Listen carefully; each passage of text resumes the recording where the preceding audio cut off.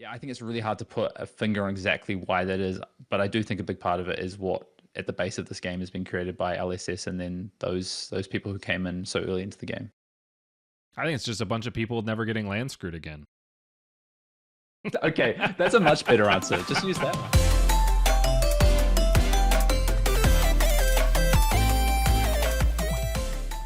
Welcome to another episode of Cardboard and Beyond, the show where we chisel away at parasocial relationships and sculpt them into ever more just social ones.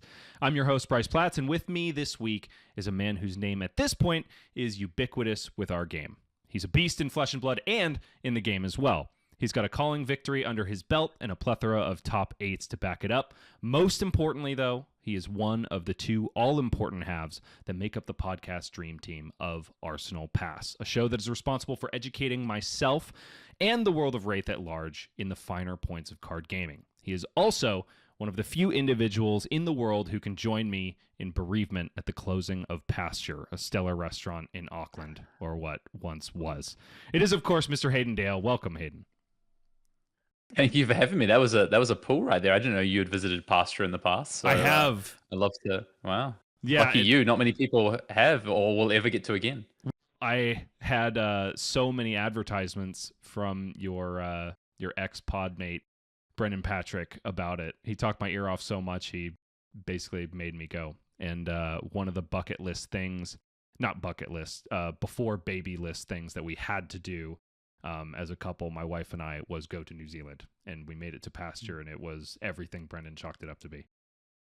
Well, congratulations. Also, congratulations on starting a family. So thanks, man. Appreciate it. And you are kind of following suit a little bit. You're one step behind. You just got married, though, and that's an equally exciting thing. Yeah, celebrated our 1-year wedding anniversary a week ago, actually. So just over a week ago. There you go. More on that in a little bit. But first and foremost, Hayden, we do have to start with our traditional question, which is, of course, why card games? The majority of your other hobbies seem to be very active in nature, and yet you can't get enough of TCGs. Yeah, it's a great question.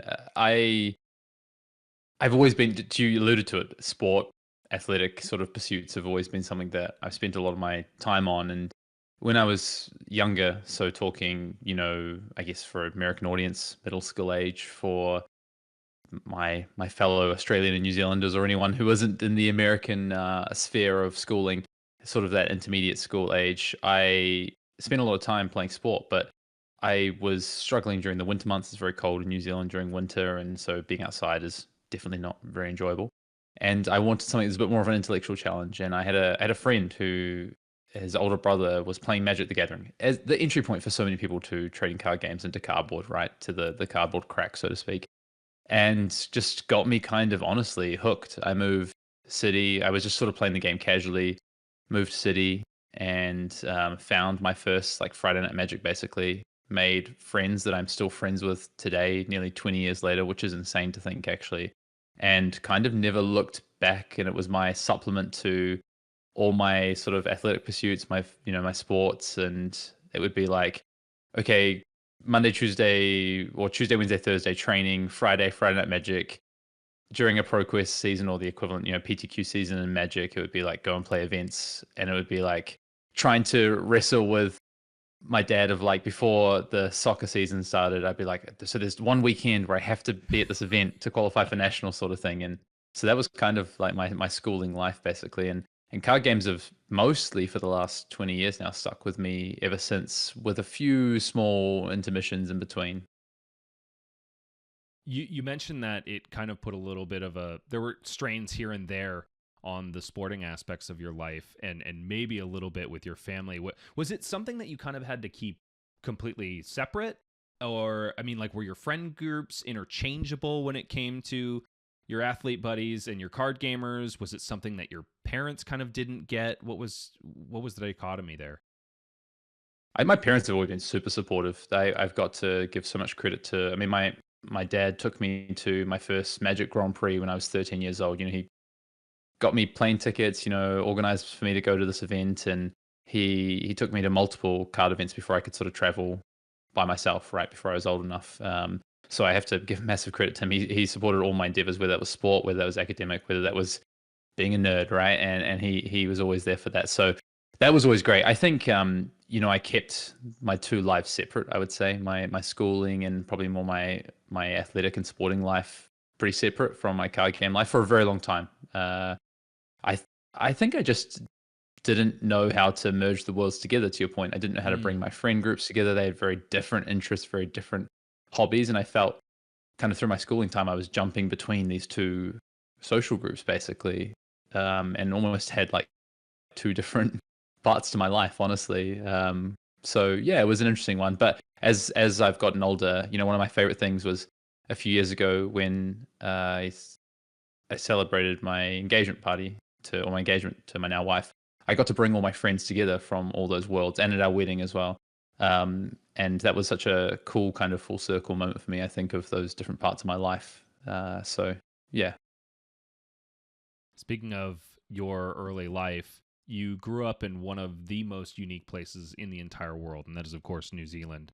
It's a bucket list destination for so many people. And how has it shaped who you are today?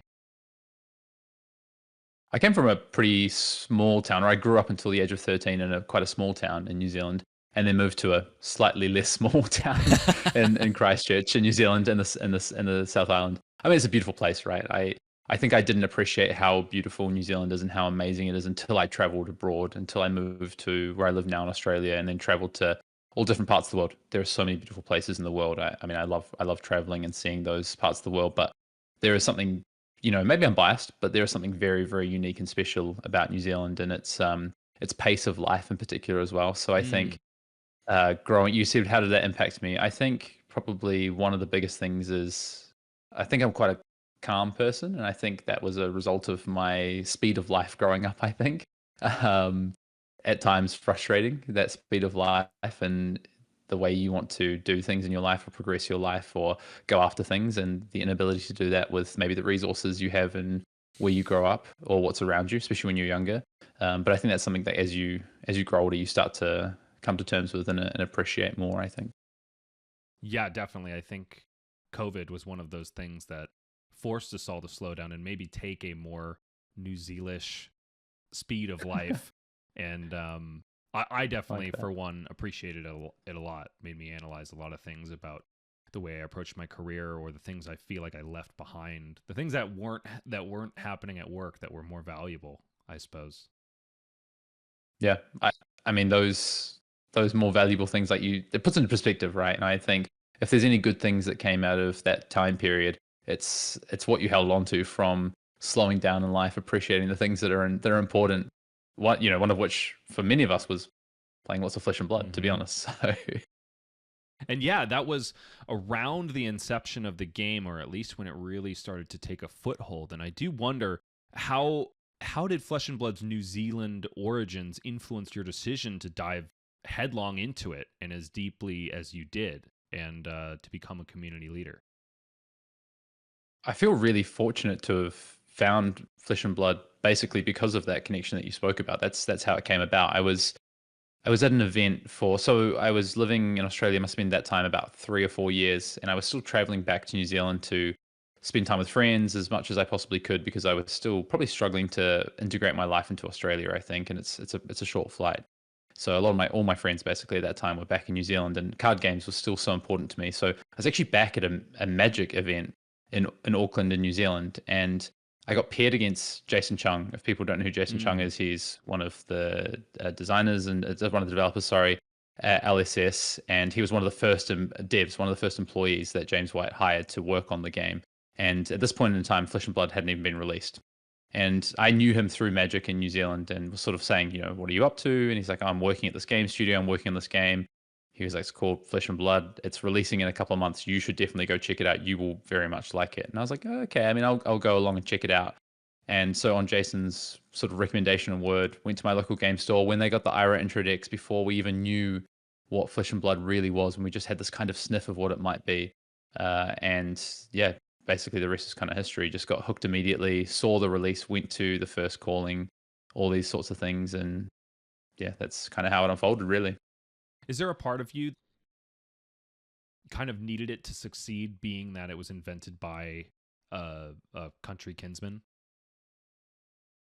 I think there's a real camaraderie between New Zealanders when it comes to sort of achievements outside of New Zealand in particular. I think when it's in New Zealand, we kind of have this weird thing where it's like people kind of downplay it a lot, like, oh, it's whatever, but when it's New Zealand on the big stage, I think people get behind each other in the country, and they get really excited about that. And this community comes together of like, hey, look at us, we're 5.5 million people, and look at what we're doing on the big stage, whether that's sport, whether it's, actors, artists, people who just make it big, right?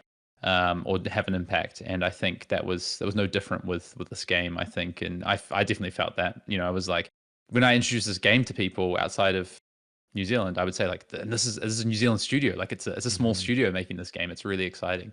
Obviously, they're much less small now, but they're still from New Zealand, which is such a point of pride for me, I think. Well, New Zealand didn't just give you the game that you love and a pace of life that you can appreciate in your older years. It also gave you your betrothed. You got engaged to your wife in 2022 in Paris, but I do suspect that your relationship is much older than that, since you're both Kiwis living in Sydney. How did your courtship begin? High school, basically. We've known each other for nearly 15 years now at this point. So we go back a bit, as some would say, and we moved to Australia together. We moved to start our life here together. Traveled the world together. Kind of, my best friend basically is Devon. So we've kind of built our entire lives together to where it is now. So yeah, I mean, a long story, but also a pretty short, simple one, honestly, in terms of how we met and where we are now. I'm actually, your story is very similar to mine and my wife's. We got together sophomore year of high school as well. I think I think it's 16. It'll be 16 years together. So we may have started going steady, like pretty much within the same month in a weird way. And so that's a very unique way for a relationship to start, right? You are completely different people when you first get together, and you grow into completely other people by the time it's time to get married and start having kids and stuff like that. What do you think allowed you to stick together for so long? That's a great question. I think you said like it's a unique sort of way for a relationship to start. I don't know if it's unique for it to start, but it's unique for it to hold that time period, I guess. Fair. Right? As you well know. And I think it's just so much common ground, and now building on that is shared experience, right? We have so much shared experience that I think both of us would freely say, I don't know what life would be like without the other, right? So because of so much of our entire adult lives together have been the same. So yeah, I think that's probably what I would say. Shared experience. So finally, at the beginning of 2025, you married your sweetheart, Devon, back on New Zealand soil, mind you. What was that day like for you? It was the best day. I mean, I'm so glad we did it back in New Zealand. That's something that we kind of, I think we always were going to do, but we didn't do it. We were both from, which is Christchurch. We went a little bit further south to this little place called Wanaka, which is very close to Queenstown. If you've ever been to New Zealand, or if you're thinking about going, you should go there. And it's beautiful. It's amazing.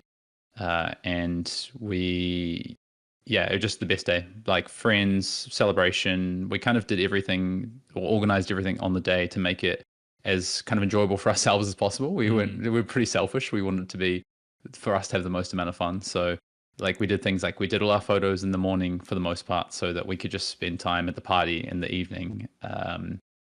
We kind of had all the food that we wanted to have and all these things. So yeah, we made it for our friends and for our family, but also very much for ourselves to be this big kind of just celebration, especially when you've been together for so long. I think it's a bit different. You just want to share that celebration and have fun. Because I felt the same way. Granted, when Melissa and I got married, we had just finished college, I want to say, and moved in together. So I had just turned 22. So we had no money. So it was kind of by necessity that we made it a more chill affair.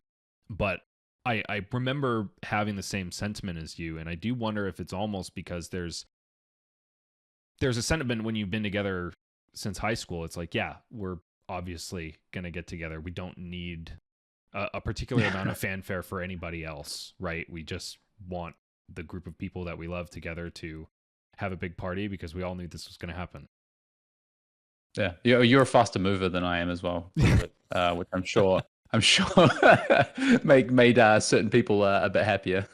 Yeah, no, definitely. It was my wife's parents that put the pressure on that. I'm sure for similar reasons that you're alluding to. But bottom line, we all got there in the end, and we had a great time. I did want to mention that I saw a picture of you two at the top of Roy's Peak. I'm pretty sure is where it was. It is, yeah. I recognized it because my wife and I hiked it, and I saw you in full wedding attire. I was like, "What the hell? Did he make her hike up Roy's Peak in what?" And then I saw a picture of the helicopter picking you two up, and I was like, "Oh, thank God," because that is an arduous hike. 100%. Yeah, I mean, definitely helicopter, and that was another part of the day that was very, very cool that we did the helicopter. So, yeah, it's such a you've been there. It's such a beautiful part of the world, right? And we got amazing weather that day as well, so we got super lucky. I mean, there's a reason that I was able to recognize it just from the background of one of your photos. It is still burned into my memory as one of my favorite sights at the top of a hike that I've ever seen. Yeah, it's amazing. So, speaking of hiking, fitness is clearly very important to you. We've talked a little bit about it already. But it's also important to Devon. So, equally kismet that you two have found each other. Anyone can assume that you're a fitness guru just by meeting you in person, but it's a lifestyle that both you and your wife embrace. So much so that you competed in the High Rocks Indoor Fitness Challenge together in 2024. What keeps both of you motivated to stay in shape? Maybe it's each other? It probably is at this point, honestly. Is there a competition between you two in a way? Well, I think, I'm a very competitive person. Obviously, being a competitive card player, I think that is natural that you take that competition into many different aspects of your life. And we're both very competitive people. And so I think that definitely, as much as we love staying fit and being fit for just being healthy, right? And it is definitely a hobby at this point, and sort of, just routine and general part of day-to-day life. The competition part definitely still plays into it. And I think it's interesting because you go from doing something like Flesh and Blood competitively where you're competing to win, and I'm definitely not at that level in a fitness space, that's for sure. So I'm competing against myself, to better myself each time, I think. And I think that's been sort of the other journey I've been on through my life, is not needing to win at everything, but to enjoy the process and the journey, and to just develop and just feel like I'm getting better at something all the time. That's enough. I think that fills that competitive itch enough, rather than just trophies and winning, I think, which is good because I've not won a lot of Flesh and Blood recently. So there you go. I can be at peace with that a bit more. And even when you are winning, though, you are a huge advocate of trying to enjoy the journey and not being as results oriented as possible, which is something that I have tried to take as advice from you many, many times on episodes of Arsenal Pass. It is still really hard to walk away from a day where I owe 2 and feel good about what I've done.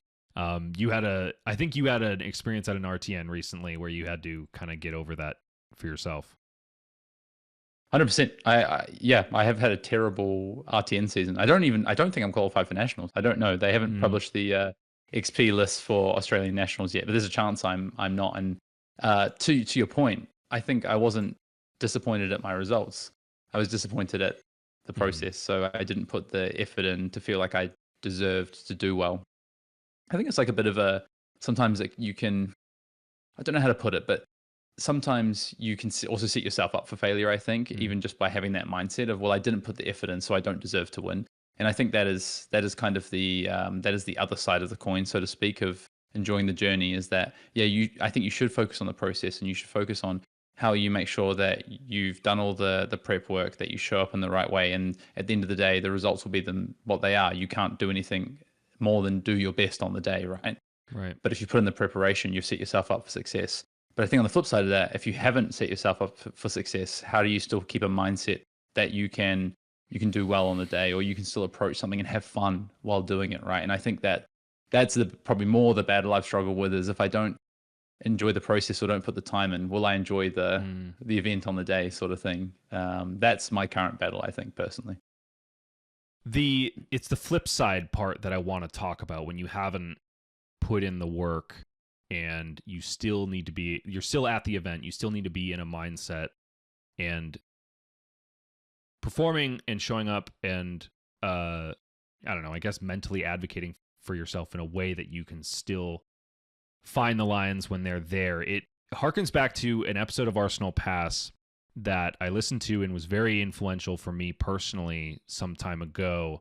I could not for the life of me find the show, but I do remember that you were talking at length about cosmically aligning yourself so that you can see opportunities when they arise. You had an example of, I think, some study where they would like lay out a $20 bill on the ground or something like that, and some people would just breeze right past it or something to that effect. I don't know if it was a study necessarily. Maybe it was just an example. But bottom line, it stuck to me up to the point where I noticed things like that, especially in card games, where watching some boys battle it out at the armory, one of them loses to themselves simply because it felt like they didn't feel like they deserved to win the game.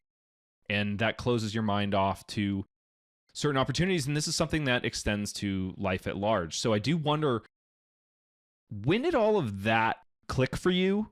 And what has it meant for your life in and out of card games once that was something that you kind of realized and put together? Yeah, I know the episode you're talking about. I can't remember what number it is or the exact. I think I've brought that up a few times, but I know we spoke about it at length in an episode. I think it was one of the key points of a broader conversation.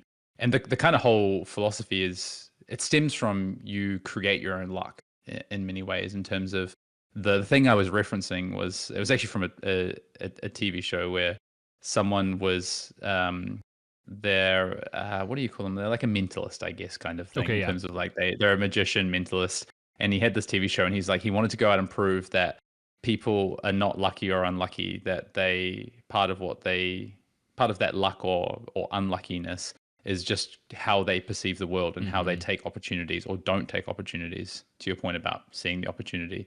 And I think that's something that I thought about in the years after seeing that, of how do you make sure that you're always got your head up?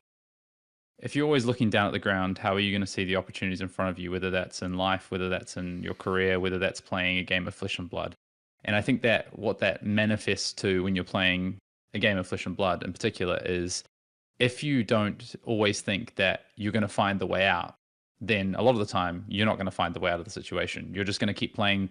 You're going to repeat the same pattern of play you've made previously. You're not going to start thinking about, well, what if they have this? Or what is my outs in this game? Or you keep playing to win. And I think that's just a mindset of the most successful players and most successful athletes, most successful people in any given field. I think if you don't have that outlook, I think I just distill that down to this kind of essence of creating your own luck in so many ways, or making sure you keep your head up and you look for all the opportunities at all times. I guess some people would call it being optimistic rather than pessimistic, right? Sure. In terms of some of the ways you might look at that. I guess how that extends to my life is probably just trying to be positive, just trying to generally have a positive attitude, not an overly positive attitude. I would say I try not to be overly optimistic, but to try and, I guess, the old saying of like glass half full, glass half empty. Sure. I'm like, can I just see it sort of 3/4 full? That's probably okay. I'll be a realist when I need to, but I'll try and be optimistic about situations or the outcome of something as much as I possibly can. I won't say I definitely don't always get it perfect. I don't think anyone can, but I'm sure you've been in those situations where you feel if you are more positive about things just seem to start to roll. Like you might go to an event, right, and you've rocked up, and round one something you just get, you maybe get a little bit of luck, right? Like it just truly is variance that you get in round one, and in the second round you find a spot that's quite difficult, and you play your way out of it, and you start to get on this the momentum starts to come with it, and all of a sudden you have a really good day because you just ride that momentum. You stay positive the whole day. You find the right outs. You don't make silly little mistakes. You don't have your head down. You have your head up the whole time, and you continue to take all the opportunities through the day that come your way. It could be a misplay from your opponent. It could be seeing something that just you find the one line in a hand of 5 or 6 lines that gets you a little bit of edge that you then ride that momentum through the whole game and end up winning. So yeah, I don't know. That's I know that's long-winded, but that's how I look at it, I guess. And I don't know, maybe for those of you out there that are headstrong about not being an optimist, or particularly proud of being a realist, when you described it during the episode, I almost likened it to maybe less of a positive negative outlook, just to being more observant, being constantly curious about your surroundings in a certain respect. That's definitely the mind shift that it pulled forward in me, and I'm incredibly thankful for it. So thanks for that. I like that. I like not tying it to positive or negative. I think I use the glass half full, glass half empty example, but I think it's a dangerous mindset in so many ways, not because of what it can lead to, but because of the conversation I think it can bring about how people might box you in certain spaces of, oh, this person's an optimist, this person's a pessimist, or this person's a realist. Like, I think you can live in the box that you want to, or you can be across those sort of different boxes, and you can still look for opportunity. You can still have the right mindset, I think, because you can be a pessimist. Definitely, you might naturally just be inclined to be a little bit more reserved about things, but it doesn't mean you're not going to take the opportunities when they come your way, and that you're not going to go out and create those opportunities, right? So I like that sort of tying it more to just the mindset of looking for things. I will say, on last personal tangent on this subject, is that episode had such an impact on me that I pecked out a little email, I want to say the next day after I listened to it. And I wrote a very long-winded email to Arsenal Pass. I believe it landed in Brendan Patrick's inbox about a segment that I dreamed up overnight, basically, where it was like a series of gameplay videos, I guess, and interviews before and after, where, a dummy player, I'm pointing at myself because I was pitching myself as that dummy player, reaches a level of competitive excellence where they get their first result. And I thought that Arsenal Pass would be the perfect platform for that. I had my whole, I'm not going to say elevator pitch because it was way longer than that, but I basically sent it over to you guys. And TLDR, the response was like, that's not really for us, from Bender Patrick. Like, gameplay doesn't work, based on a number of criteria, content stuff. He's a very smart guy when it comes to algorithms. Sounds like Bender Patrick. And I want to get that out of the way because I wasn't at all upset about getting rejected in any way. The cornerstone of the point is that was me pecking out that email to find an opportunity, or at least not leave one on the table when I considered it, and I think that for me was the very first step on the journey that has gotten me to casting, I don't know how many callings at this point, and diving so headlong into this game, and a hobby that I've always appreciated so much, but have never given my all to before. I was a Magic player as well, but being competitive in card games was something that was just a mental block for me. And so did want to say a personal thank you for helping me push past that mental barrier that I had up. Well, I mean, that honestly, that means a lot. And I can only apologize on behalf of... no apologies are necessary. None are necessary. I was literally a rando being like, hey, put me on camera and hope that I do well. This is why people started reaching out to me instead of Brendan. That's what I can say, Bryce. I know. Well, maybe that's why you got fired from the show. Hey-oh! No, I'm just kidding. Well, just rumors. No. No, Brendan's awesome, and I did meet him in Pro Tour LA after that fact, and we had a lovely chat about the email and everything, and he was very sweet. Moving on though, Hayden, after that that gush that I had to get out of my chest. You are undoubtedly a fashionable guy. Anyone who's seen you knows that. But in preparation for the show, I learned that you are so fly that you turned fashion into a career. You are the Associate Vice President of Planning and Allocation at TJX Australia, which is a company that buys and retails brand name apparel. Has fashion always been a fascination for you, or is it just your gig?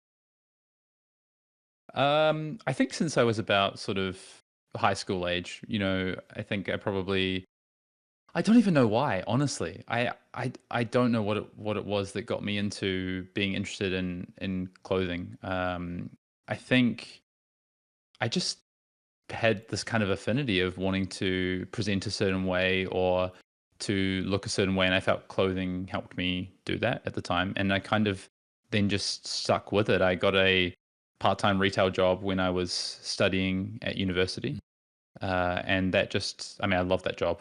It was awesome. Got to meet some amazing people, got to get discounts on clothes, right? And that just kind of kept I wouldn't say like passion or anything, but it's something that I really liked and loved, and has just probably continued to sit with me as more I'm interested in it. I like to keep up with trends, and then I kind of stumbled into the career I'm in. Honestly, I didn't think I'd ever have a career in retail and in the way that I do now.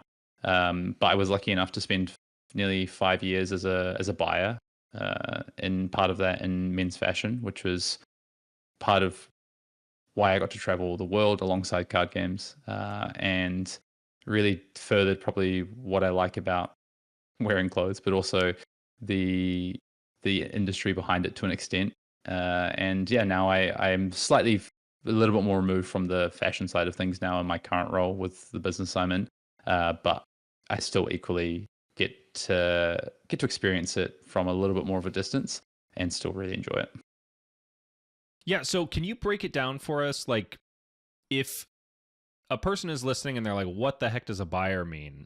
I think that's probably the most attainable understanding that someone can get. Sure. Could you break down what that job does? Basically, you go and buy things for a store, and the store sells them. So you're kind of procurement, I guess. You're in the business of going and visiting brands and picking out what the trends might be for the season, and either buying or if not buying the goods directly from a wholesale or a brand directly, then potentially working with factories or manufacturers to get the goods produced if they don't already exist with a brand, sort of thing. So yeah.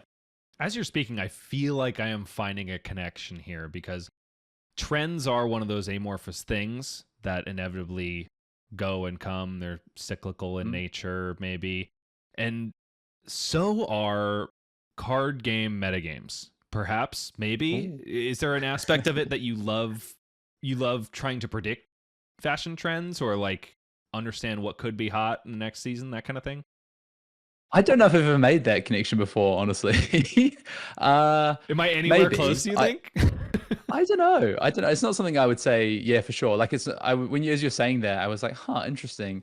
And the more I think about it, I don't necessarily think that's what ties. I think what I really like about meta games in particular is trying to just stay ahead of people and trying to be not one up people, but be ready for how people will respond so that I can offset my lack of natural talent, I guess, so to speak. So I'm trying to like convey it to something else, but I'm struggling to, honestly. It's probably a bit separate, honestly. So you're not, but I'll take that. You're not the person who is desperate to pinpoint the exact moment that parachute pants are going to come back and wear them before anybody else. That's not your bag.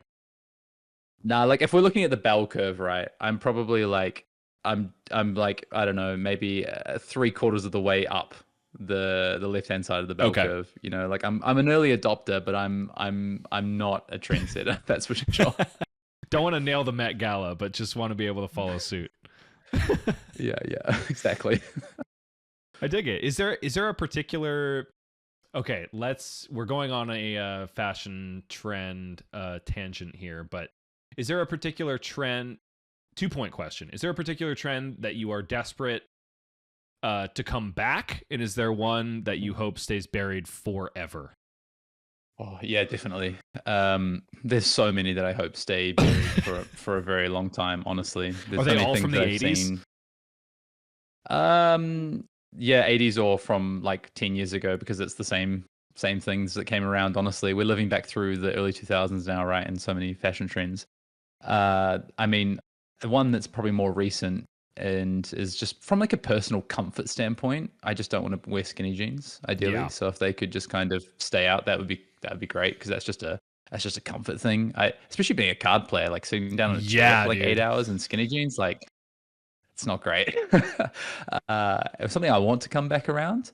I tell you what, if you haven't seen Bad Bunny's performance at the Super Bowl halftime show, epic by the way, but also just like the massive silhouetted Yeah. like shoulders. I kind of dig that. So, and I think it probably will come back around as partially helped by him, honestly. It was pretty sick. I'm not gonna lie. I'm not the biggest Bad Bunny fan. I have worked on a couple of his music videos here and there. But his new kind of affect, I was digging it for sure. It's cool. It was all right. Fantastic show as well. I can give that endorsement alongside Hayden.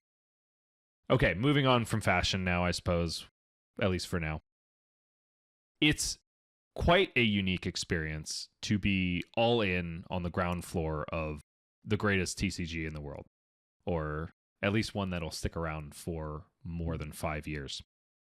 What does it mean to you as an overall fan of card games to be an early adopter of Flesh and Blood? We talked about this a little bit, but there's something I want to tap into here that I think some people like me kind of kick themselves here and there for being like, I'm all in now. I really wish I was all in during the days of Welcome to Wraith. I wish I knew what that point in history was like in Flesh and Blood. I'm a big I love stories and I guess shared experiences to a degree. And one of the things that being a Magic player at a young age was, it was kind of in the heyday of Magic, where I was watching broadcasts, trying to keep up with everything that was happening in Magic at the time. And even listening to like early podcasts of Magic players, but also Magic content creators that weren't necessarily pro players as well, just reliving some of what was happening at like these events and living vicariously through that. And I think one of the things that I thought while going through that process was, wow, imagine being a part of that process, either early on, like you're saying, at the ground floor, or during the kind of rise and peak. And I think when Flesh and Blood came around, I didn't necessarily have that thought that, oh, this is my opportunity or my chance to do that in a game. But I think it pretty quickly did start to feel like that. So I think after winning one of the first callings, I then got introduced to Brendan Patrick, which is a pivotal moment in my life and how my content creation journey, I guess. And as soon as we kind of decided to start Arsenal Pass, I think that was something I did want to lean into, I was like, I really want to make a go of this. Like this is white space right now. Like I think we can do it. I think we've got the right work ethic and the right kind of knowledge base and the right ability to just make this kind of happen, as to be the first like truly competitive content creators in this game. And so we just kind of like went full into it. We just leaned into it really, really hard. And we did that for like 24 months, like best part of 2 years, just went as hard as we possibly could into it. And it was such an amazing experience. And I think, like I said, not something that I had like a personal vision of like, this is what it's going to look like. I'm going to get into this game and I'm going to be known, or I'm going to be this certain personality in it. But it just kind of unfolded, and we just kept kind of like pulling on the thread and seeing what would happen next. And getting at one point we were both writing for and producing videos for Channel Fireball, who now owned by TCG Player, but at the time Channel Fireball. And I had like a pinch me moment when I'm on like a call with, if people know who Louis Scott Vargas is, like LSV, who is one of the founders of Channel Fireball, when they're getting into Flesh and Blood and he's asking me all these questions. I'm like, this is crazy. Like, this is not something that I thought would have happened. So, but I think beyond that, this game has such an amazing community and has from day one. And I think that's what has kept the passion alight for so long through those early years and into now, is just what it means to be a part of this community, whether that is as a player, a caster, a content creator, whatever it might be. It's been so special to be here since day one, and to still be here. And for, in some ways, so many things to have changed, and in other ways, nothing to have changed when it comes to just great people and a great game. Yeah, I couldn't agree more. That is definitely what keeps me in the game as well. But I do want to dive a little bit deeper there. What do you think it is about our community, without necessarily shitting on other TCG communities, but I mean, I can. I'm sure you could, being inundated in Magic culture for so long. What is it about Flesh and Blood's culture that makes it such a breath of fresh air, do you think? And maybe what is it about the game that inspires those kind of people to come together? I mean, it's not the first time I've been asked this question, and I think I never have one answer. I think it's so many things, and on a different day, I'll have probably a different answer for the question depending on what my most recent experiences are, or the way that I'm seeing things. But I think a couple of the big ones are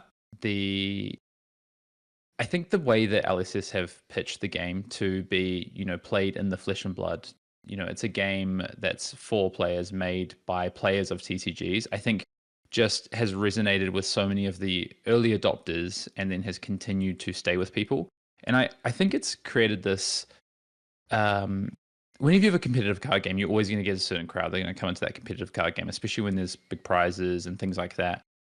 But one of the unique things that Flesh and Blood has done is continue to stay true to its roots of being of listening to players. I won't say LS has always been amazing at listening to players. They've gone through periods of time, but I think comparative to a lot of other games, they listen to what the players have to say, and they cater their game and their product to what players are asking for and what they want.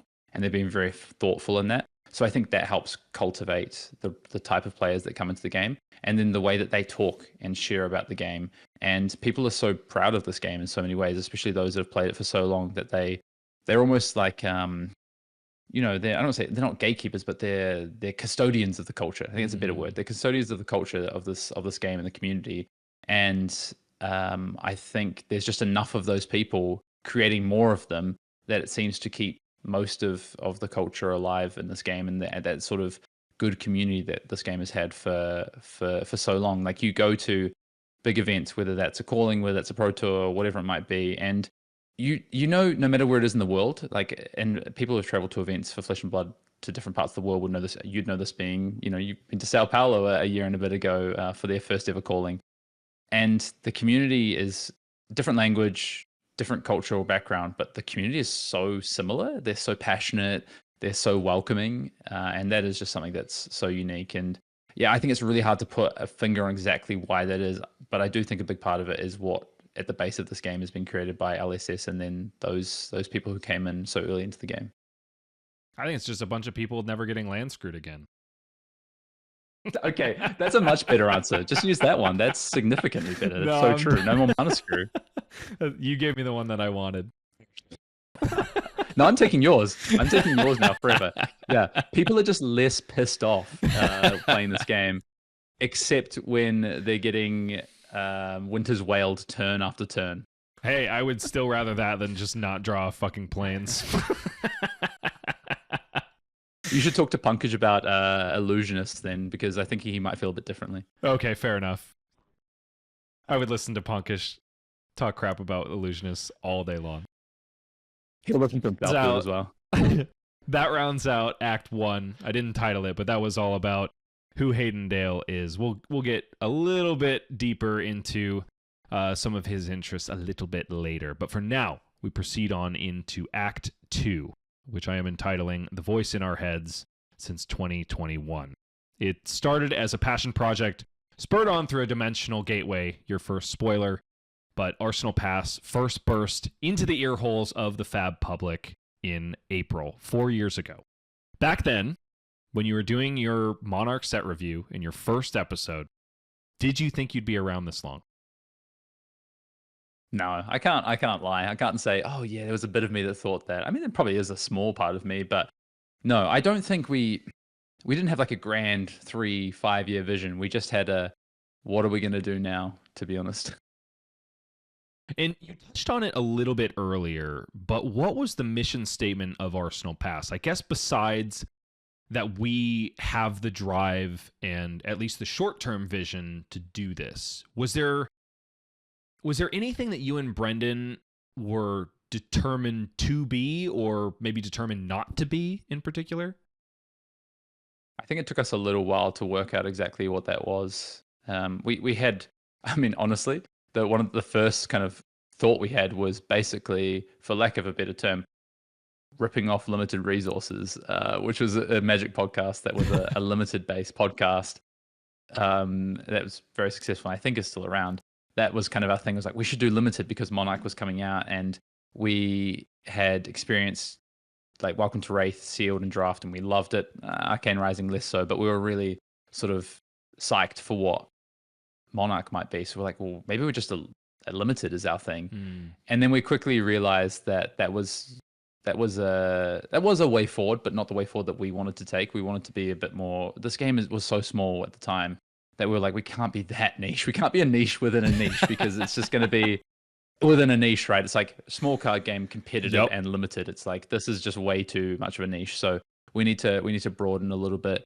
And then we're like, well, we know we want it to be competitive based. We're both two competitive players who want to make a real run in this game. So actually, what we landed on after about 5 to 10 episodes was we are going to be competitive players who are going to play this game consistently, competitively, and we're going to bring that back to a podcast to share our knowledge and view with our listeners about how to be like us, be competitive players. We'd share our kind of diaries, our journals, so to speak, of how we got on in this game and how we were trying to approach being competitive players. And we kind of then started to commit to, okay, we want to build like a team or like a testing team. We're going to talk about that. We're going to talk about, so we focused a lot in the first sort of like 50 to 60 episodes on just like fundamentals of being a competitive player, of Flesh and Blood itself, how to get better at the game, talking about Second Cycle, which was a meme that people used to meme on us for. They'd be like, oh, another chat about Second Cycle that doesn't exist in this game, because it existed for 10 days when people played one set and it didn't exist ever again, but it does exist again, guys, as we know. So yeah, that was kind of the vision, I guess, at the early stages. Yeah, look at Tough Nut Mirrors. Oh my gosh. Was there a specific moment that you can recall where you knew intrinsically in your heart that Arsenal Pass was suddenly here to stay? That not that you were like too big to fail or anything, but that you had really entrenched yourself in the culture of Flesh and Blood? Yeah, actually, and it actually makes me not emotional, but I think it was something that I think back, and it does actually make me a little bit emotional because the time was when it was just when COVID sort of restrictions were lifting to an extent, and I flew to Florida to meet up with Brendan for the first time, and we'd never met in person. This is gonna be our first time meeting in person. How long after we'd met online was this? This was the first US Nationals, so this must have been the end of 2021, I want to say. Does that sound right? Wow. After Tales of Aria and everything had released, I think that sounds Believe it right. or not, I still wasn't even in the game. So yeah, it's crazy to think. So yeah, that was the first time we got to meet in person after knowing each other for however long that was, almost a year at that time. Actually, we've been introduced about a year prior. And so I flew to Florida, first US Nationals, played in the calling that weekend, and the amount of people that came up to us. I was expecting like, one or two people will come up and say, oh, love the pod or love what you guys are doing. And it was like 40, 50 people. And I was just like, this is crazy. I did not think this would ever happen. And I think at that time, I was starting to think about like, oh, maybe I'll do this for a year or two, or I'll see. I had heard rumblings that we're going to get a pro tour at the time, but we obviously hadn't had the first pro tour yet. That came the following year. I was like, I'll see that through next year, definitely. And I think at that time, I was like, wow, like, we've actually managed to cultivate a community and a bit of a family that listen to us, and I want to keep that going. So yeah. So it sounded like it lit a fire under you to go even deeper. 100%. I think, I think we always said if someone comes in and enough people come in and do it better, then maybe we'll let it go, right? In terms of maybe we stop playing competitively, or maybe we just lose the actually, one of the things we said to each other was, if either of us ever lose the passion for it, like, I think we have to call it a day, right? Because it's just not gonna work. Part of what feeds us was our me and Brendan's connection at the time, and our enthusiasm for the game. And I think that's translated to me and Pankaj as well, definitely. But and that that was the big reason that Brendan decided to call it a day. He's like, I am not in it anymore. I can't be in it anymore. So yeah, that was that was kind of what happened there. But yeah, you're right. I think when that happened, I was like, yeah, we're gonna be at this for at least the foreseeable future for a decent chunk of time, the midterm, I would say.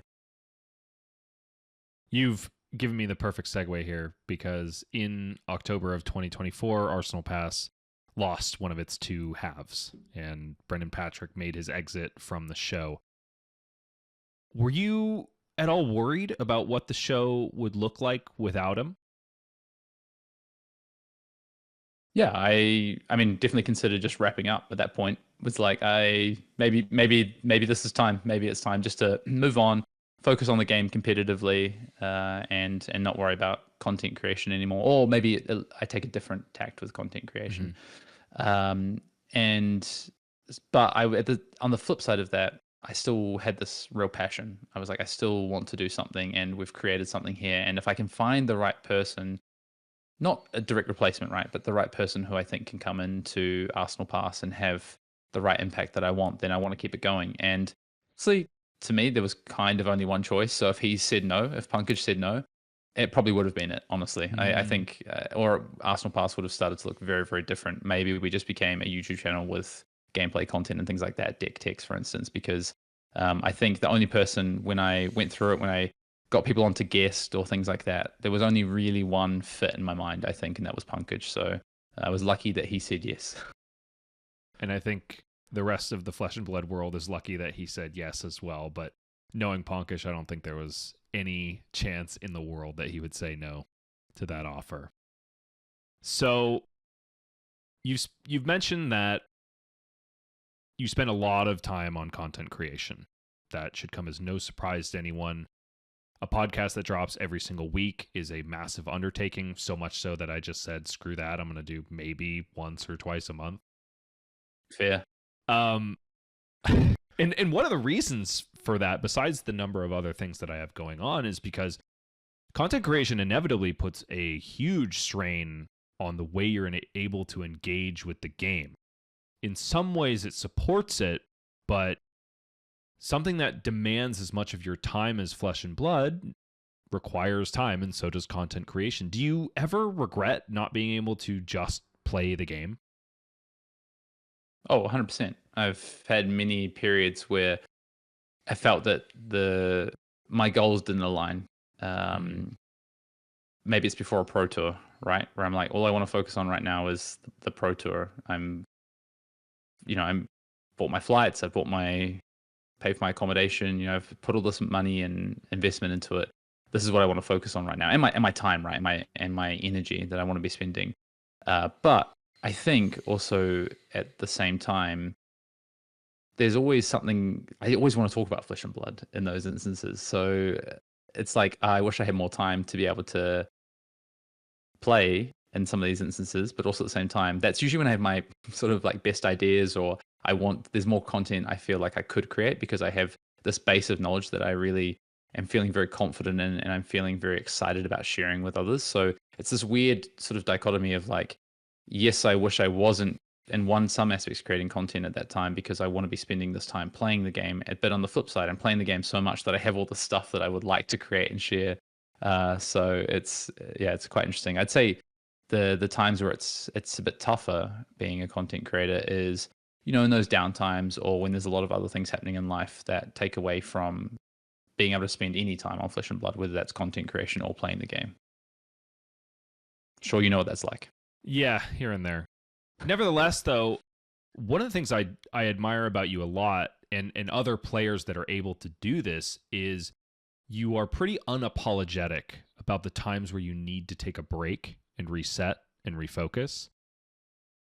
I still have not mastered that personally. Even the moments from like, I need a break from Flesh and Blood, I'm still on the Discords constantly looking at what's going on, watching coverage, all that kind of stuff. And what I guess what developed in you to feel like you're not missing out on anything, or that the thing that you love will be there when you come back to it in the same form that it was when you left it? I, like you, definitely struggled to work out that how I was going to separate myself from that at times. I'd be like, I'm going to have a break, and then 3 weeks would pass, and I'm like, I'd get that fear of missing out, right? To Yeah. your point, fear of like, come back and I won't be the same, or it won't be the same, or I won't be as good, or I'll lose. This is the worst one. I'll lose ground on others, and Yeah. I'll lose my competitive advantage. That was my biggest fear, I think, if I took time away from the game. And I think what I realized is I kind of got forced to do that at one point. I kind of didn't really have another choice, just with what was happening in my life at the time. And I did come back after not playing basically any Flesh and Blood for 6-7 weeks, and I was mostly still as good, which was great. And I put my preparation in for the next event. This is actually before the first World Championships, and I put the time in, and I top 16 that Worlds, and I realized that the game was still the same, and I could still do well at it. And then I think what happened the following year to really reaffirm that is when it would have been, maybe it was a little bit after that, was Heavy Hitters. When Heavy Hitters came out and the response to Heavy Hitters, I was like, oh, this game is not going anywhere. So if I step back from this game for a period of time, it's going to be there when I come back. It'll look, a set or two might have dropped. It'll look different, but it'll still be there, and I'll still be able to come back to it. And so I think that's given me the ability to feel more comfortable when I take a few weeks here, or where I'm still playing, but I'm not playing at a super competitive level. I'm engaged with the game, but it's not necessarily through playing as much. It's maybe more through consuming, watching coverage, for instance. It's in having conversations with my testing group and friends, but it's maybe playing a little bit less than I would like and being comfortable with that. And I think when you get to that point, it feels really good because it's a bit of a weight lifted off the shoulders as well, I think, to not feel like you just have to keep chasing the grind. And I think so many card players feel that way, and gamers feel that way, because that grind mentality is so real for so many that want to do well, they have a clear goal in mind or want to succeed. And it's really tiring, I think. So honestly, I admire those that can keep that grind going. I look at the likes of Brody Spurlock and Jacob Clemens and Michael Fong and these road warriors, that travel the world. And on one hand, I'm like, that's amazing, and I love that. And on the other hand, I'm like, the energy to be able to do that is just next level. So yeah, it's not easy. Definitely not. And I wonder what you think about this from a competitive standpoint. Of late, I've almost thought of it as kind of more advantageous to let the game go and not focus on it a whole lot until, say, I don't know, whatever you're comfortable with, like 2 weeks or a month out from a major event, when things have finally actually solidified here and there, especially in the case of the long-standing meta that we were in after the release of The Hunted, and still through the release of Super Slam. It kind of felt like people didn't gain that much equity by being plugged in constantly, and I almost wonder if it was a bigger advantage to be much fresher so that you can show up intensely for those last 2 weeks before you go to a big event. I think so. I think, it's gonna be different for every person, I think, right? There was a Magic player, a former world champion in Magic, Japanese player, and I really admired his kind of approach to things, where he had a job that was very important to him, a career that was very important to him. And so what he would do is he would say, I'm going to play one Pro Tour a year, or I'm going to play the World Championships and one Pro Tour a year, and I'm not going to play anything else competitively. And he would take the 2 or 3 weeks before that event, and he would put the grind in, right? Like that was his approach. Not saying that's for everyone. That's not even for me, honestly. But I admired that he had a different way of looking at it than others did, in terms of he made it work with his life and what he needed to do. And I think that's kind of the approach that everyone has to, in some ways, come to, is what's going to work for you. So to your point, that's kind of the way I think now I feel comfortable looking at things, is I'm going to stay engaged with the game basically the full year round, obviously still creating content and podcasting.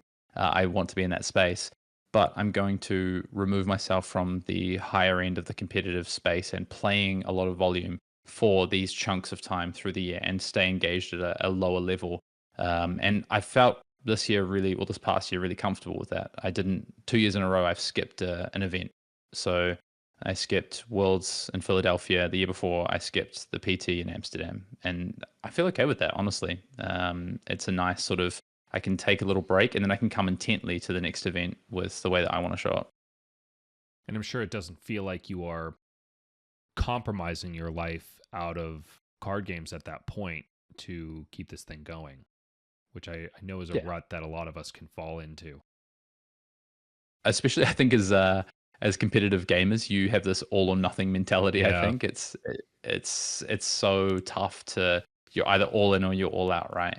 And so to try and balance off that mentality, I think it's really difficult, honestly. So I know I've struggled with that. I know others struggle with that. You've just got to find what works for you, I think. I mean, heck, we even speak in absolutes, which is probably the most annoying thing about the competitive gaming community to me.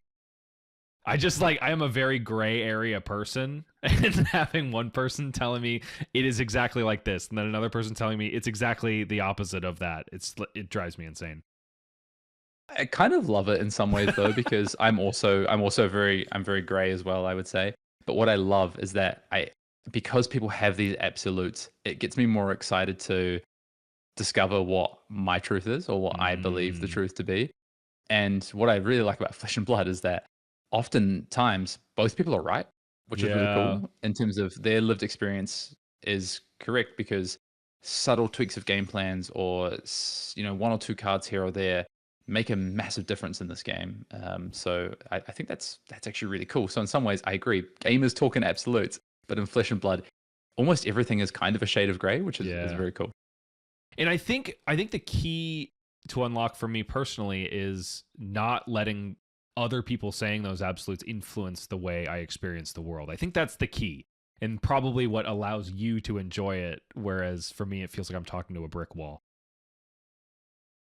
Absolutely. Do you know what I learned early on in this game is that people naturally, as gamers, will talk in absolutes, and people will tell you something about, oh, we tested this matchup and it's 80-20, like it's such a bad matchup. And what I learned is I'm going to take everything that people say, and then I'm going to take it with a massive grain of salt, and I'm going to work out for myself. I'm going to use their thoughts as a basis to create my own. And I think that's rewarded me a lot through how I've tested for events, how I've set teams up that I've tested with in the past as well, and had good success with, honestly, through that sort of mentality. So getting back to the timeline of Arsenal Pass, the same month that one co-host left, another one entered. We already mentioned that Pankaj Bajwani took over the seat that Brendan Patrick left. What was that transition like for you and for the show? Yeah. So Brendan he had a couple of weeks where he was getting towards the end he had sort of told me, he's like, I think I need to hop off the train, so to speak. And I was like, I really need like kind of 4 weeks to work out what that looks like and what the next steps are. And he was like, okay, that's cool. And then it got to the end of the 4 weeks, and I still didn't really know what it looked like. I didn't really have an idea. I hadn't worked it out. I had some thoughts. And so we had for a month just had guests come on, and guest hosts come and join me. And then, as I said, had Pankaj as one of those guests. Was very clear after the pod we did together. I was like, I think, it was a bit rough in some ways, but I was just like, I know our chemistry and how we play off each other is going to work. And I'd actually had a conversation with him maybe a year and a half before that at a calling, and I was like, I really like this guy. And I'd had sort of casual conversations with him since then, and he'd obviously started to get into the coverage side of things. And when Brendan joined the coverage team and he was doing coverage for Flesh and Blood, I was like, it added a different dynamic to the podcast, I think, of almost an expert in the game, but from a different lens of that coverage side, and knowing a lot of different teams and players and the landscape, really knowing the landscape of the game. And I think that complemented myself being at the time, probably taking over from Brendan as the more competitively driven player, playing all the Pro Tours and Worlds and things like that. So it's like, I think this dynamic's really going to work. So we probably went for like 4 or 6 weeks, me and Pankaj, and it was like a little bit rough here and there. I would say, there's some things where we like wouldn't speak at the right time, or we'd talk over each other, or just those kind of teething issues I think you have with a new co-host. But I think once we really started to click was probably when we met up at Worlds in Osaka, which was about 6 or 7 weeks after he joined, was the World Championships in Osaka. I was playing, he was casting. We spent some time together. We spent some time in Tokyo, which was awesome. We had a night out in Tokyo together. And yeah, it was epic. So I think that just sort of our chemistry sort of developed from there as a duo on the pod. And that's kind of, from there, it just felt easy.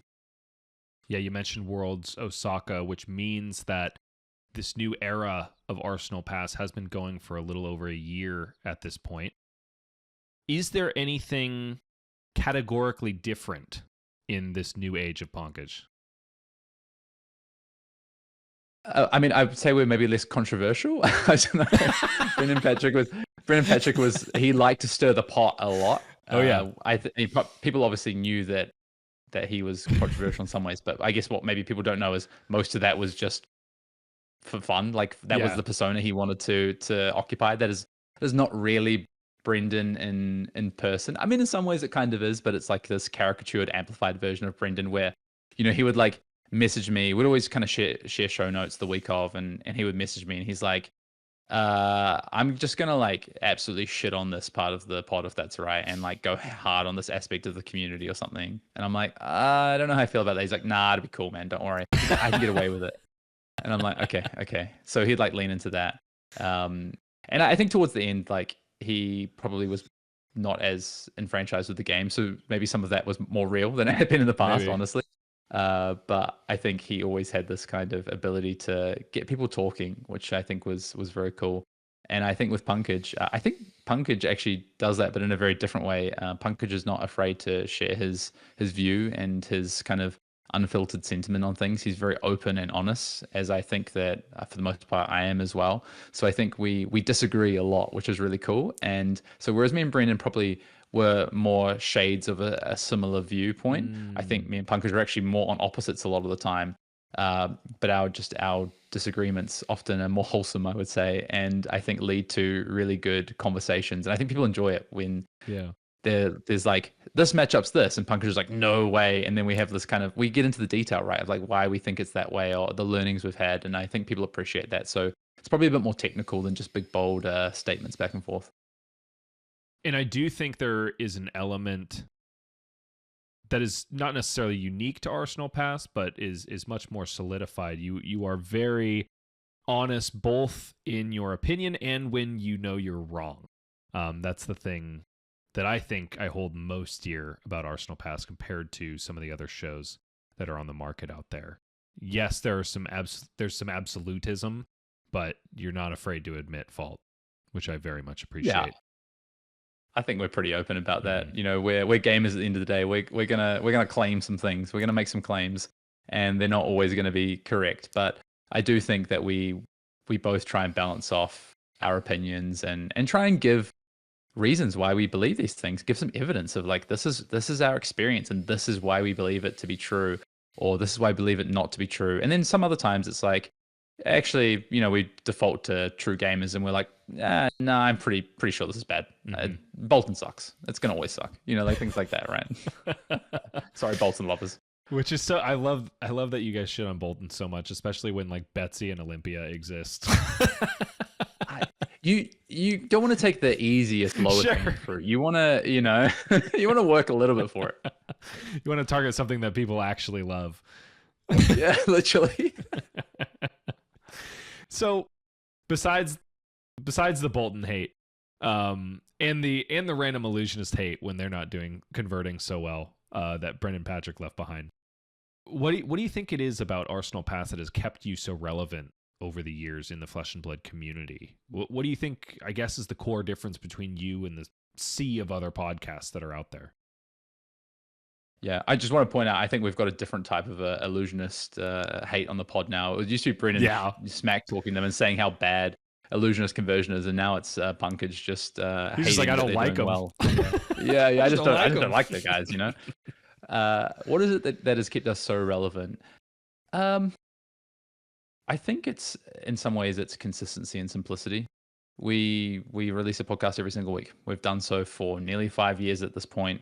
We keep our format mostly the same. We keep very engaged with the competitive side of the game for the most part. I honestly just think that in a gaming community, it is very hard to your point before about talking in absolutes, and for us to admit that we're wrong and those sorts of things. It's not easy to do. I think people might not realize that, and so I think it does take a certain type of people to create content and to, especially when it's conversational content like a podcast, and to be able to do so in a way that's still engaging, that is not alienating to people as well, I think can be really, really difficult.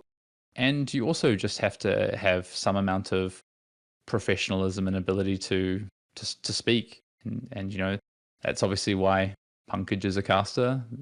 Partly why also I think I've gotten a great opportunity to get into casting as well, is that sort of presentation and ability to present the spoken word is, especially in gaming terms, it's not actually easy. I think people will say, oh, I could talk about gaming for ages. And I agree, most people could talk about gaming for ages, but can you tell a story and can you format it in a way that your audience is going to be able to digest it and break it down? And that's something that we think a lot about when we come up with our topics every week, when we structure how we're going to go through the main topic of our pod every week. Even if it's just talking about the metagame, we still want to do that in a way that is going to leave the audience with a takeaway, with something that they can tangibly take away, and that we've presented it in a way that is easy to digest. So yeah, I think there's a myriad of reasons, but those are the big ones. There's never a feeling that you guys just turned on the mics to see what would happen. There's always a game plan behind every show. Yeah, usually not. Letting some of the sauce out of the gate there, bud. So even though Arsenal Pass is a powerhouse of the community, you have tried to produce other forms of Flesh and Blood content that didn't work out. Some stick, some don't. Do you think certain types of content, like, for example, long-form written articles, don't work in Flesh and Blood because of the volume of players? Like, we don't have enough compared to a game like Magic? Or is it more that we're in the midst of a generational and technological shift? That's a big question. It's huge. It's a big question. I think you could do a whole podcast series or write a book about this, right? In terms of the way that we consume content today and why it is that content looks different to how it was previously, or even why it's never worked in Flesh and Blood. I think, short answer, I think it's a combination of those things. I think there is just less demand for long form content than there used to be, and when there is long form content, it has to be, I think it has to be a little bit far and further between, I guess, in some ways, you know, in terms of it can't be too, I think if you're trying to read articles day in, day out, so, you know, news website style, I just don't think that works anymore. So yes, there's a place, for long form content, but I think it's got to have something very different and unique about it. For instance, if we talk about long form video content or pod content, I think what you're doing, right? It has a very unique element that there's not a lot of it, right? And it has a very unique angle in terms of the people you bring on and who they are to those who are listening. So yeah, I think that's probably my shorter answer I can give on that. Maybe we'll have you back and we'll go 3 hours on it. Don't tempt me with a good time. Well, we've been talking a lot about content, but you are a renowned Flesh and Blood player as well. Even though the results haven't come recently, they are very gilded in your past. You've run the gamut as well of quintessential experiences, including an on-screen controversy. At a Calling in Auckland, you had a nerve-wracking judge call against Team PCG owner Matt Rogers. There's a tendency in stream chat to partake in hardcore sleuthing. Everyone wants to catch the next Flesh and Blood cheater in the act. So being involved in something like that, what kind of perspective do you come away with after being the center of one of those discussions? I think I hold my head up, honestly. I felt really proud coming away from that because I think that I conducted myself as I always would. I think, you know, I always treat every game the same, whether it's on stream, whether it's not on stream. No matter my opponent, I always treat them with respect. I always approach the game with respect. I mean, don't get me wrong, there'll be times where I get frustrated, right, at the end of a game about the way I've played or how something has happened, but I approach the game with the respect that I think it deserves. And so when these things happen, which they inevitably do, you play enough Flesh and Blood, it's a complicated game, things are going to happen, whether that's on stream or that's not on stream. And I think when those things happen, you just have to, if you know that you are playing the game in the way that you feel is the right way to play it, and I guess the reason I'm saying this is because there is ways that you can obviously gain edge in this game in terms of maybe you don't communicate as well as you could, or you are able to do so to reduce, the angle shooting, I guess, right, is what I'm alluding to. And I think that's something for me that is not in the spirit of the game. So for me, it's like I don't do that. I would never purposely cheat, right? If I did, it would be because I've forgotten something or made a mistake. So I think when those situations happen, I feel really comfortable with the way that I've operated, and just also to be clear about that particular situation, the way that Matt operated as well, right? Matt was, I think we both made mistakes in that situation that complicated the game state, and it led to this massive judge call basically that was like super complicated, had different turns and layers and elements to it, with calling top 8 on the line at the end of the day. So, but yeah, no, I'm always happy in those situations. I've had the reverse, right? Like I had a stream game at the first World Championships where I was playing Icelander against Dash, and my opponent forgot his like Teklo Pounder trigger, and it's like, I'm just like, yeah, I'm on 2 less life. Like, you know what I mean? Like there's no big deal here. I think my opponent was a bit worried about the interaction and things. I'm like, yeah, you've missed it, but you can't actually miss that trigger. It's fine. I'm on 2 less life. Let's just move on. Yeah. Because I think it is important for people to understand who haven't been under the gun in the midst of a judge call like that, how stressful it can be. It's you start to question yourself. You're like, did I make a mistake a while back that I didn't realize, or did I do something that I shouldn't have? Did I gain an extra resource here or something? You start to question all these things that you've done, and it can really throw you as well, even after the judge call. So judge call can be resolved, but it can really throw your confidence, or you're, especially when you're on camera. Oh yeah. Judge call situations, you're like, because this happens, and you start thinking, oh, what is chat saying about me, or these sorts of things. So it can be really, really difficult. That's kind of why I say, I think personally, I hold my head high, because I don't really, at the end of the day, I know that I've operated in a way that is in keeping with how I think the game should be played. And so if people feel differently in the chat, that's on them. But I think my kind of record will hopefully show through for itself, I hope. And so I guess the follow-up there is, for all the people that will end up finding themselves in a similar situation, because there are tons of them, do you have any particular advice for how to conduct yourself in the, like, when the jungle drums start going off in your head and you're starting to realize, like, this is a bigger issue than I maybe really realized at its outset?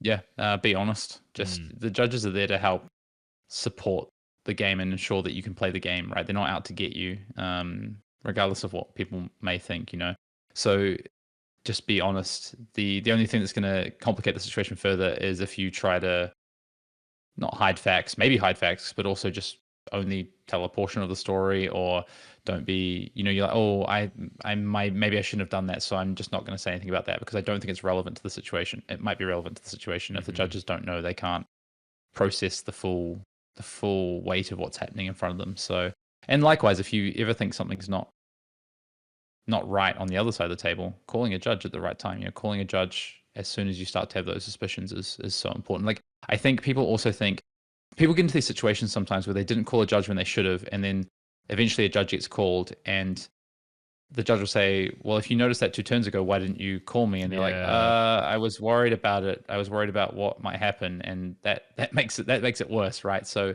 sometimes, and not sometimes, all the time, just call the judge when you think there's something that is not right, or you believe the game state might be impacted in some way. For instance, I never feel bad if I'm shuffling my opponent's deck and I think their sleeves might be marked intentionally or unintentionally. I'm going to call a judge, because I'd rather get the situation sorted. I'd rather them have the opportunity to change their sleeves now than get a game loss halfway through a game, which has happened to an opponent of mine before, unfortunately. So I'd rather, we catch it at the start of the game. Yeah, and so I guess likewise, if you're on the opposite side of the table when your opponent calls a judge, I think there is a tendency to kind of get into a heightened state of awareness. So maybe there is a little bit of advice that needs to be donated to folks who are having, I don't know, for lack of a better term, a judge called on them, especially when they didn't feel like the preamble felt like we were leading to a judge call. Maybe what can you give as far as advice goes to that person? Just don't take it personally. Yeah. I think whether you agree with your opponent calling a judge or not, I think just don't take it personally, which is really hard. And I can tell you, I've definitely taken it personally before, based on the situation. But I think you just have to try and remove yourself from that as much as possible. Stay calm. If it's something that you've done, or often I think, the toughest one is like slow play, I think. So if you ever get called for slow play, I think that can be a tougher one, because you start to feel the pressure and like, oh, I need to play faster, I'm gonna get a game loss, a warning, these sorts of things. But just stay calm and do what you can. And if you've got any clarifying questions that you need to ask, just ask the judge. Like if you're not sure, you can say, hey judge, can I ask you a question away from the table? I just want to understand more about, you've given me a warning for slow play, I want to make sure that I don't get a further warning or I don't do the wrong thing. So can you just give me a bit of an understanding of at what pace I need to be playing or where I'm slow playing from your perspective, just so I can make sure that I'm no longer doing that. Hayden, you're no stranger to the coverage desk, but more recently you have seemed to have been making punditry a priority. You and Brendan are well known for having strong opinions about FAB coverage and casters, at least in the era of clickbait.cocaster. Excuse me, not co-caster, co-host. How do you feel about it now? How do you feel about the state of, I guess it's a broader question about flesh and blood coverage and the people that are representing it? You can pretend like I'm a person who doesn't do that in making your answer. No, I won't pretend, because I think I'm not just trying to big you up. I think you're very good at it. And I think it's the likes of individuals and casters like yourself, Bryce, that I think have given me a lot more confidence in coverage. There was definitely a time where, honestly, I really struggled to watch coverage. The inconsistency of that's not just from a commentary or casting side, that's from like a production side. It was inconsistent, it was difficult to watch, it was a mess, right? And I think what LSS have done, well, first of all, shout out to Mansant, to Ethan Van Sant, to Sam O'Byrne, but then also LSS bringing those individuals in-house, right, to facilitate what they want to do in the long term, has been an absolute game changer. And I think I feel so much better about it now. The talent of the coverage team is skyrocketed. I think the consistency of the production that comes out of both what's happening from a hard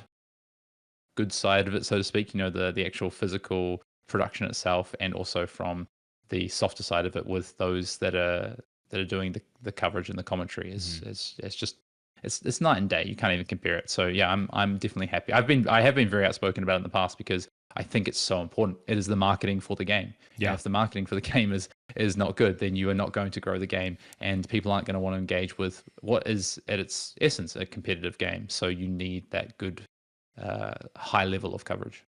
Could not agree more about the past and the present and future of flesh and blood coverage. One of the specific Arsenal past talking points of old, though, much to Mitch Ubershout's Leslie's chagrin, was that casters should and must be pro players. I don't know if that was necessarily a you talking point or if that was a specific Brendan talking point, but I am curious on your perspective about that now. Oh, I don't know if I'd have to hear a snippet of one of us saying that specifically. What I would say is it's not, I do believe that having players of a pro level quality be involved in the analysis of the game is massively beneficial. This game is super complicated. This game has so much depth to it. And I guess I would come at it from a side of where I'm most interested in engaging with the game is when there is someone who can explain the technicalities of what's happening, not just on the board, but for the players, and be able to get inside the players' heads, inside their mind, and understand how they're approaching the game, how they're thinking right now. I think that is, as someone who loves sport and loves watching sport, I think that's always been something that I've really appreciated, is when, you're watching, I would say soccer, right? I've watched a lot of soccer growing up, is when you have like an ex-player who is just so at that, it can understand that mindset and that level of how they're getting inside that player's head at any given time. Is, I think it just completely changes what that coverage looks like, I think. So I wouldn't say you specifically need pro players, but I do think you need players who are at a high enough level who can give you that level of analysis. But what I would also say is you need those players to be super articulate, to be able to think on their feet, to also be good casters. So shout out to Uber. I love it. And me and him might have to have a chat about that one. I just love his proxy rivalry with Brendan. That's probably that's the one I ship most in Flesh and Blood. is Mitch versus Brendan. I love that shit so much. So, and because you are more consistently at the coverage desk, you now have a very particular perspective, both from the pro player's seat and from the caster's seat. And I, for one, feel very strongly that the skill set for casting a game of Flesh and Blood is, while it requires a lot of incidental niche knowledge that apply to both seats, I do think it is a very different skill set than playing a game of Flesh and Blood. And I wonder if you share that perspective and what kind of feeds into that, your answer. Oh, I think massively. I don't think every pro player could go and sit in the booth and do an even half decent job, honestly. I guess what's the difference, or like what makes that so? Is that what you're asking? I suppose so, and I think it stems from a personal experience where I often feel that, at least at the outset of casting, I felt like I couldn't even keep track of what was going on when I was casting versus when I was playing.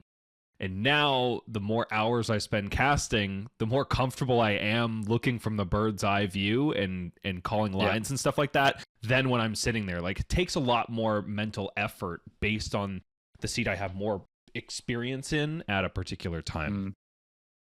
Yeah, I almost equate it to if you were maybe a Flesh and Blood coach, and with these don't really exist at this point in time. But say you were there was a pro team and you were the coach of the team, and you're someone who's observing a lot of games, but you're analyzing at a really high level. You're probably going to have a much better time in the coverage booth than just a player, because to your point, it's not about being able to just be the player in the seat.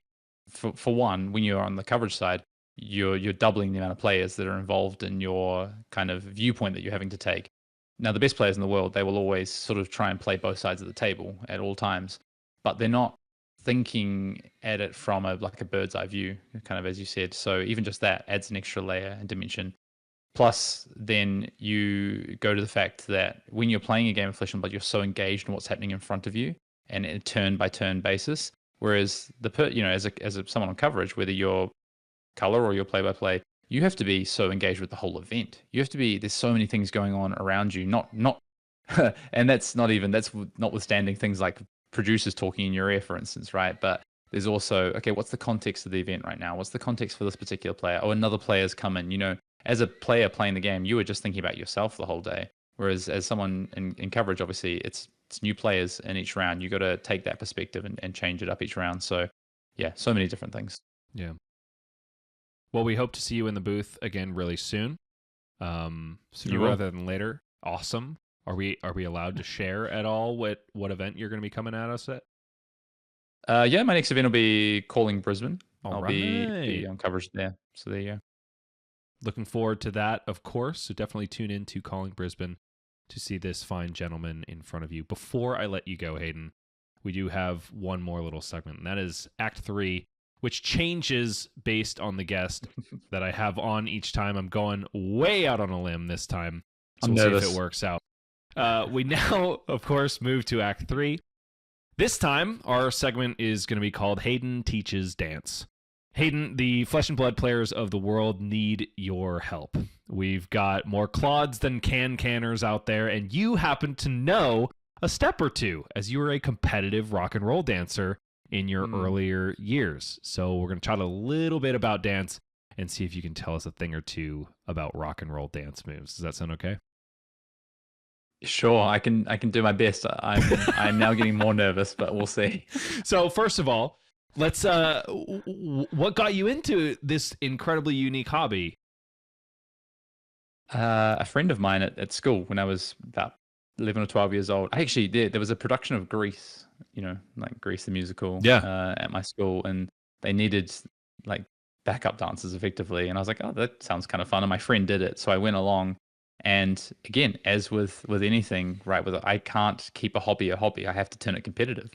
So, and this has been that way for a very young age. So as soon as I sort of started, I was like, I'm not bad at this and I quite like it. And, you're a young boy and there's, it's partner dancing. So you get to meet young girls as well as a young boy. And I was like, great.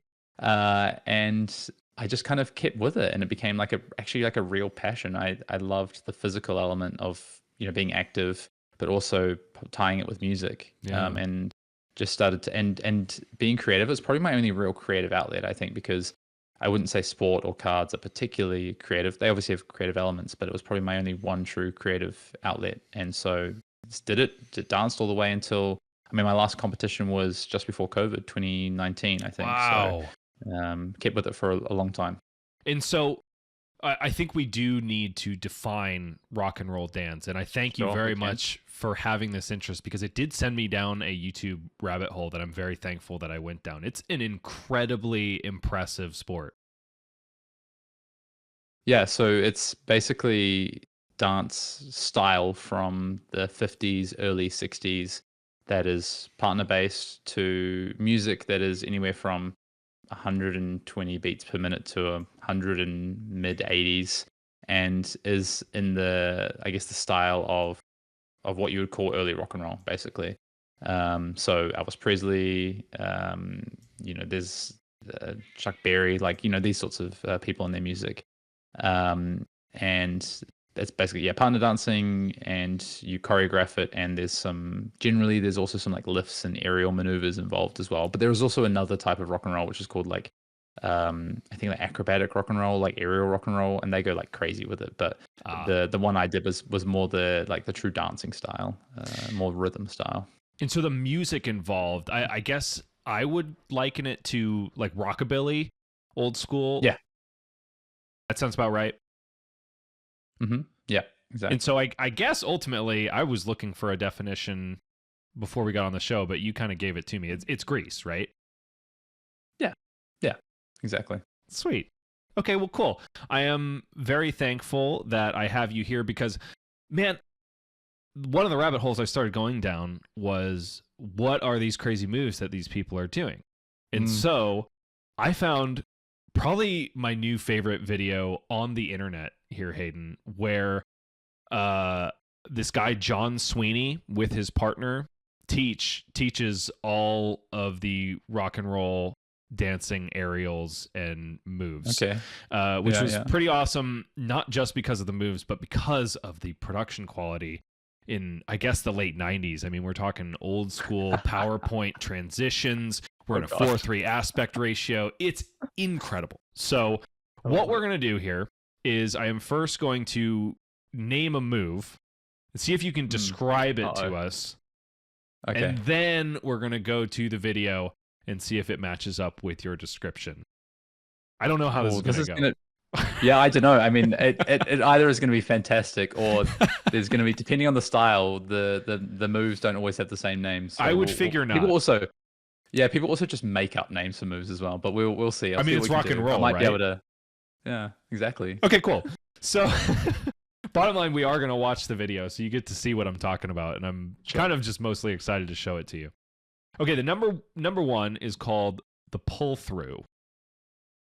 Oh, okay. I think I can do this one. So, this is either going to be where you, depending on what level you take this to, this is either going to be where you spin the woman behind your back on the ground and then you pull her through between your legs, or there is a more kind of technical version where you do the same thing, but you basically do it around your back and then you pull them through into like a fireman's kind of like a cradle sort of position. That's what I would believe that to be. I'm going to go ahead and preemptively say ding, ding, ding, you freaking nailed it. But okay, so this is going to be difficult for our audio only listeners. So I am going to go ahead and pull this up. You are going to hear some music as it plays. Hayden, you get to enjoy the show. If you want to go back and you Spotify and Apple Podcast listeners, join us on YouTube. You can see what we're looking at. But this is the pull through from Mr. John Sweeney on YouTube. Oh, Bazinga! Yeah, perfect. Yeah. There's also Textbook example. audio instructions, which is incredible. I mean, these pants as well. I mean, My right? goodness. With the suspenders and everything. Speaking of trends that you hope never come back. But yeah, I think you crushed it, man. I think that was a straight up pull through that you described. Okay. Yeah, basically. Yep. Yeah. Next one is flip over arm. Oh, this one should be pretty easy. Mhm. Basically, it's like someone doing like a roly-poly on your arm. I was how I would describe it. So if you're standing upright, there's again two probably ways you can do this. You would stand with your arm kind of at like a right angle. So say I'm using my right arm, and then the partner would hold onto your arm with their two hands, and then you grab your left arm behind their legs, and you'd kind of flip them over basically over your arm. Is typically what I would expect this to be. Or you could do it the reverse way and it's almost like do a semi dive over your arm and you flip them around. Okay. Survey says. Back to the video here. Let's see it. Boom. Yes. There we go. Nailed it. Looks like you're not washed up at all, my friend. Oh wow! Thanks, John Sweeney. He kind of looks like Jack Nicholson, like a Yeah, he does a little bit. Jack Nicholson. Also, I mean, take a look at this. This is the me as a cameraman loves this. This is the fake slow-mo where basically you slow something down in post that wasn't recorded at a high frame rate, and so it comes nice and choppy like this all the way through because the frames just don't exist. Yeah, it's like two FPS. Incredible. And then one thing that I completely missed on the first one is what happens afterward. Do I need to fast forward to it right here? Oh my god! It has a diagram teaching you how to do it with a spotter, mind you. Love it. Absolutely incredible. That's something we would do in training. Is you would generally. So I had a coach, and they would generally spot us. We did have a mat sometimes, like a crash pad that you would bust out sometimes if you were trying particularly difficult moves that could be dangerous. And these moves are definitely dangerous. We haven't even gotten close to the most dangerous one that I saw in the video. So I do have to ask, did you have a dedicated partner throughout the years, or did you kind of swap here and there? I had a couple, some for a few years. So I think my longest was probably 5 or 6 years. Yeah, generally for a few years, have the same person. Has Devon ever allowed you to fling her around like this? Yeah, she knows a little bit. Oh, cool. And the basics. This was also fascinating to learn about. There are particular steps to it, right? The main one is the kickball change, right? Change. Yep. Yeah, exactly. Yeah. Can you describe that to me? He's done his research. Basically, it's kind of like you do a hop and a skip all in one. So you kind of like jump quickly from one foot to the other and then kick your foot forward as you do it. It looks, when done well, looks quite cool. It's quite quite smooth and flashy, I would say, when you do it well. But yeah. I agree. Okay, next one, Hayden. We've only got 3 more here, and you are batting 100, mind you. Next one is the hip. I'm going for them all. Yeah, you are. This one's the hip jump. Okay. I'm going to say, I think this could be a couple of things. I'm going to assume it is where the man and the woman face each other and you dance towards each other and the man kind of leans to one side and she basically pops over from the front to the back over his hip, almost like her legs kind of tuck over the hip almost in a sideways motion. That's what I think this would probably be. But it's not what I would call it, but I think that's what this is going to be. What would you call it? I would probably call it I don't actually know if I've ever had a name for this, to be honest. So maybe it's a hip jump. Okay, well, let's find out. Okay, so here we go. Oh, it's a bit of a flip upside down there instead. Yeah. So John Sweeney is standing facing his partner, and she gets pulled towards him while flipping backwards. And basically, into a dip. And then her hip kind of lands on his hip. Yeah, I would call this either a hip dip or a side straddle would be what I call this. There you go. Gosh, I do know this move. There is a lot of trust given to the man in this situation. That's crazy. Yeah, that's the problem with dancing. Okay, so in between this and our next move, did you have a particular favorite song for rock and roll dancing? Yeah, so in the type of rock and roll dancing I did, you do two songs. You do one slow and one fast. So the slow is more like it's more about the style and the smoothness, and it's more about the rhythm, I would say. And then the fast song is more the technical kind of like fast stuff, where you've got to like nail things very quickly because if you mess it up, you'll land on a heap in the floor kind of thing. Yeah. And I preferred the slower stuff because I think that like the precise sort of like nature and the more rhythm style was something I liked a bit more than kind of just get it right quick or don't get it right at all. Yeah. So there's some slow songs. I mean, I really like a lot of Elvis songs, but if anyone knows the artist Sam Cooke, Frankie and Johnny is a great song by Sam Cooke to dance to, but also just to listen. So when songs just have stories, you know. I don't know Sam Cooke actually. Is he from the 40s, 50s? Yeah. Recommend looking him up. Okay, I'm gonna have to do that after this. Okay, wait a minute. Oh, I have to check my notes real quick. I didn't have the link set up. No, it's okay, because I'm gonna give you the name anyway. Okay, so the next one is going to be the Swing Under. This one is Bonkersville. Swing Under. All right, I'm going to guess this is basically where the partner kind of like ragdolls backwards into your arms. So she'll do like a T shape, kind of like cross shape, drops into your arms, and then you swing her under the male swings her under his legs, basically one by one, kind of like steps over her as he swings her around in a circle. Okay, let's go to the video. Here we go. Swing Under.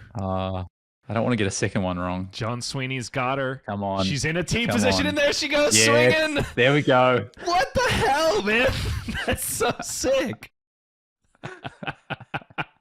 All right. Oof, redemption on that one. Okay, Hayden, 3 and 1. Now let's get into, yes. Okay, checking my notes one more. The last one for you, my friend, is the, let's see, the step over. The one that comes right after this. Step over. So we just did the swing under. Yeah, okay. I need this because I think, a 4 on record, that's good for top 8, surely. That's good for like second or third seed, right? So, okay, step over. I think that this is going to be, so there's a few different ways you can do a step over. The way would more usually do, especially if this is beginners, I would think that basically you start in front of each other. The woman comes between the man's legs in like a dip situation, facing forward, so you're like face to face, and then you basically like take one leg and you step around, and then you step around again, and then lift it back up and through. That's what I would think a step over is. Okay, this is sounding pretty complicated. Let's see here. I'm not even sure if I'll be able to grade you on this. Oh, you have to trust me then if I feel like I've got it right. I definitely will. Okay. I think I'm still in the swing under. Okay, here we go. Step over. Okay, let's see. We got another T position. Yeah, he's just done it the other way. I would typically do it facing each other, but he's done it not facing each other. That's the same thing. Wait, how do you do it facing each other? So as you're watching here now, instead of coming through like this, she'd be facing the other way and you like kind of slide her through your legs. Ah, okay. Yeah. Oh, I see. Yeah. And then you turn, step over, and should be currently facing towards you when you do this. Understood. And then step up and around again, and then should actually come up facing you rather than being back to front sort of thing. Okay, so it can get complicated. Yeah, no doubt. Especially describing dance moves I've found are incredibly complicated as I've been reading Wikipedia articles about what the hell a step over or a swing under is. I love the depth of research you've gone on to it. This has made me very happy, honestly. I'm glad to hear it, and thank you so much for going down the rabbit hole with me. Ladies and gentlemen, that was my episode with Hayden Dale. Hayden, thank you so much for joining us. Before we let you go, where can the good people in the Flesh and Blood radio universe find you if they want more of you? Well, you can find me in the Flesh and Blood at events coming up. I'll be at the Brisbane Calling in Australia, casting that one. I'll also be in Yokohama for the PT coming up as well, as I'm sure more events through the year. But if you want to find me and follow along with me, or of course Arsenal Pass on YouTube, Spotify, all those platforms. And if you're on any of the other social media platforms, I'm on X at @Fian_Dale, plus a bunch of other social platforms as well. Hayden, before the last thing before I let you, all right, I'm going to do a little bit of a popcorn thing here on the show. Who would you like to nominate to come on next in your stead? Oh, that is a great question. I think that one of the most, I'm trying to think who is the most interesting person that I don't know much about, that selfishly I would like to hear them That's come on exactly and what share. I want to hear. Yep. Yeah. I'm going to say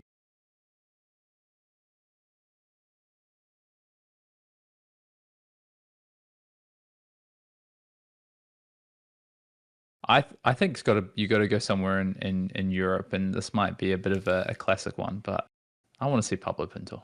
Pablo Pintor is an excellent choice indeed. We'll have to reach out through the ether and see if Mr. Pintor wants to join me here.